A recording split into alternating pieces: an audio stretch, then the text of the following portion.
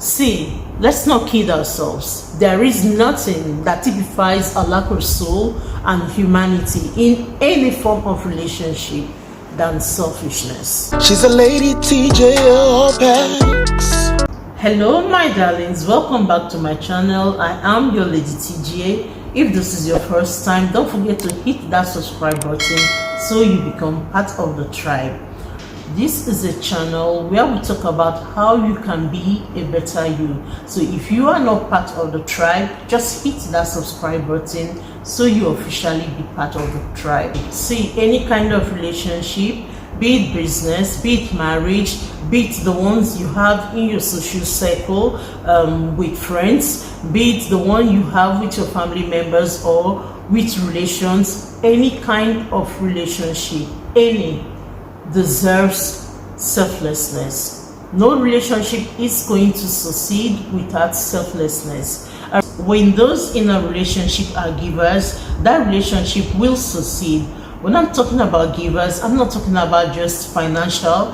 I'm talking about giving of your time, of your effort, of your love, of your consideration, of your finances, of course. When I'm talking about givers or giving, I'm talking about your time, your resources, I'm talking about your efforts, I'm talking about your love, and like I said, I'm talking about your finance too. No relationship will succeed without people who are giving, without people who are selfless. See, let's not kid ourselves. There is nothing that typifies a lack of soul and humanity in any form of relationship than selfishness. When you are selfless and you are an automatic giver, you give up your time, you give up your resources, you give up your effort. Every little thing matters to make that relationship work. If you are selfish, there is no need to be in any marriage or any relationship, because you know why? At the end of the day, the giver gives, and you make the little effort to give, or you don't make it at all. But there is somebody that gives, and what you are thinking of is you, your needs, your wants, your time, your effort, your resources, everything you are thinking about centers around you, because you are selfish. And then the giver gets frustrated because the giver gives. See, when somebody is a natural giver, the person gives unconditionally. Whether of the person's time or resources or efforts or love, the person gives unconditionally and does not necessarily think of a payback. When someone is a giver, the person gives unconditionally, does not even think about it, because like second nature to the person gives of the person's time, of the person's resources, the person's love, the person's effort.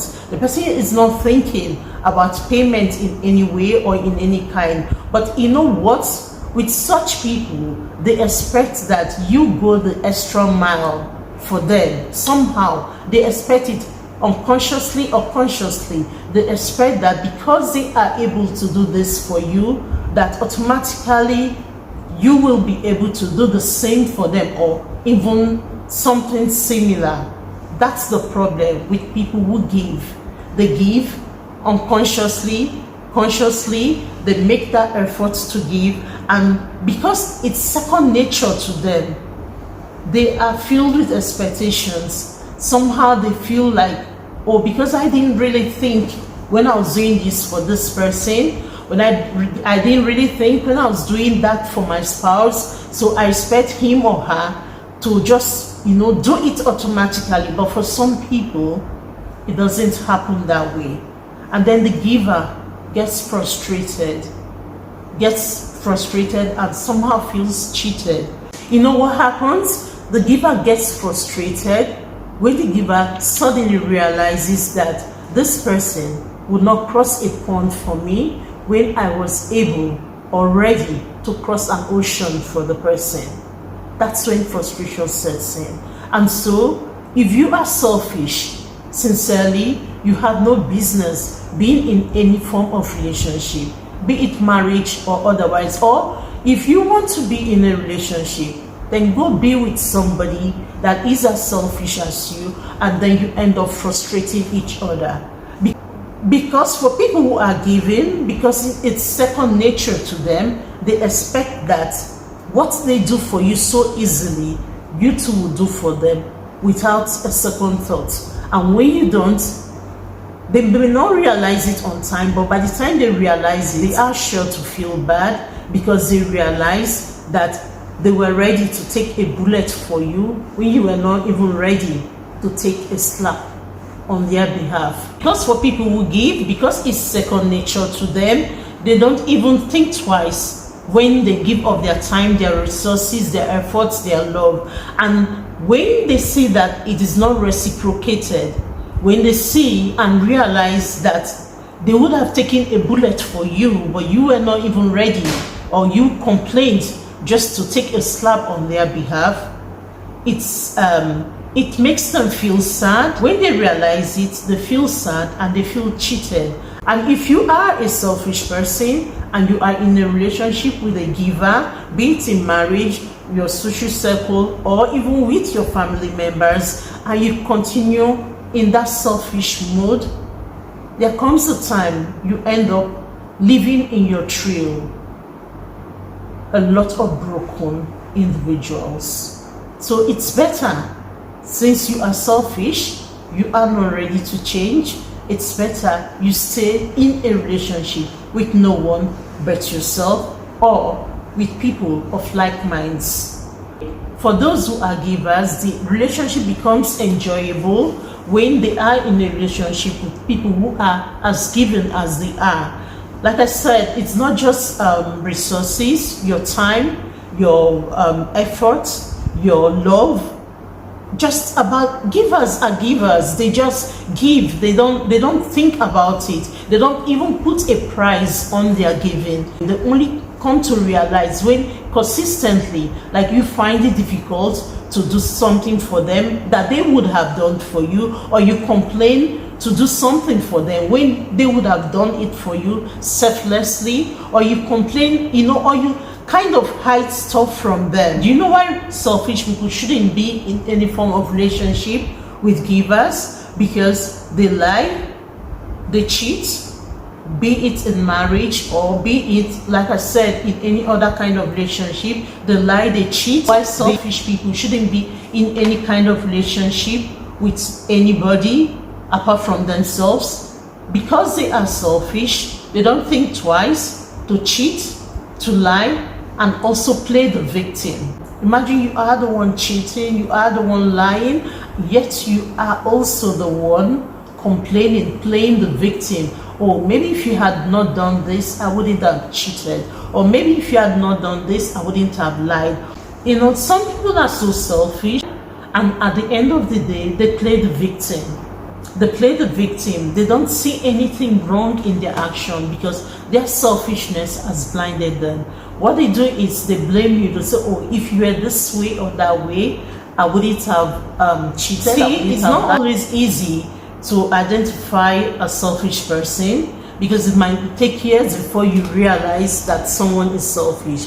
It might take years before you realize that your spouse is selfish. You might have been with someone for quite some time and the person just starts cheating and lying and this funny selfish stuff, thinking about the person's enjoyment, thinking about the person's comfort alone, and forgetting about yours. The funniest part is they are the ones lying, they are the ones cheating, they'll still be the ones to play victim. Selfish people always play victim.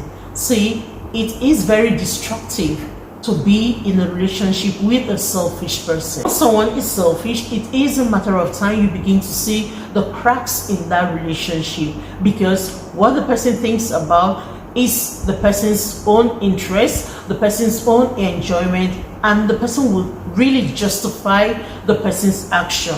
And it doesn't make sense. Selfishness is destructive. There is no relationship that will survive with it. Like, there are little things you do in a relationship to make the other person's life better. But when you keep on thinking about yourself, your comfort, You don't want to go out of your comfort zone, or the minute you go out of your comfort zone, you play the victim. That relationship would suffer. A relationship needs two givers. Givers of their time, givers of their resources, givers of their effort. Two people who are willing to go out of their comfort zone to do what will make the other party's life a little bit more comfortable. That is what selflessness is all about. You know the funniest thing? Even those who are selfish appreciate the selflessness of givers. Everybody likes people who are giving of their time, of their resources, of their effort, of their love. They prefer this kind of people. But the question you should be asking yourself today is, are you a selfish person or a selfless person? The thing is, when you are with someone who is selfish, you need to have that conversation. But watch out, they will play the victim. But do what you can do and get that conversation going. And if they are not willing to change, if they are always playing the victim, they are not willing to change, you need your peace of mind. You just know what to do. Let them be. Let them wallow in their selfishness. And we pray that the universe sends you someone that is as selfless as you are. Someone that is as giving as you are. Someone that will give up the person's time, the person's resources, the person's effort, the person's love without making much ado about it, because it comes from deep inside. It comes selflessly. You know one thing about being selfless, it warms the heart of the recipients. I'll tell you a short story, something I was reminded of about a week ago. A friend called me and she reminded me of something. Now about 9-8 years ago, yes, that long, a friend came to my house and we were eating. What I gave to her was a delicacy from my side, from my tribe. She's not from my tribe, so she doesn't really know how to prepare it. Even on the net, I don't think I've seen that original recipe. So she enjoyed it so much and she requested that I make the same thing for her family. Of course, I agreed. I think I was the one that offered to make it for her because of the questions she was asking. She was just so interested in the food and she really enjoyed it. So I offered to make it for her and she said she was going to take me up on that offer sometime.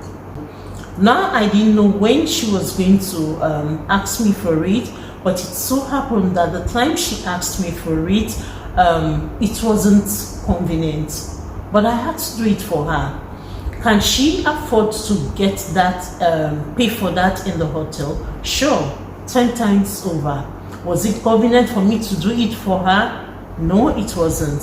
But I had to do it because I didn't even think twice of it, but I just knew that it was not really convenient for me at that time. But I also knew that she needed it and I had to make the soup for her. This was about 8-9 years ago, or should I say 9-8 years ago, but I made it for her. To cut a long story short, I made the food for her. I sustained some injuries that day because hot water poured on me. It was catfish and the fin of the catfish gave me a permanent mark till today. If you can see, I don't know, the side where the white charm is, I have a white mark there that's not, it's a permanent mark now. It's from the fin of that fish. I never told her. Perhaps if she's watching this video, she will be shocked. She will be like, oh, you didn't say anything about it.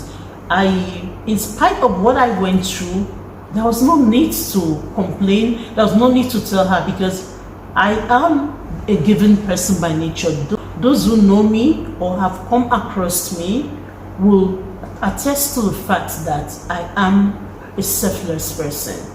So there was no need to complain or say anything about it. I just did it out of my heart and that was that. But you know what? That singular thing I did, and I thank God I went out of my way to do that for her. This is like 8-9 years after. Last week, she called me, was saying something, and she reminded me of what I did.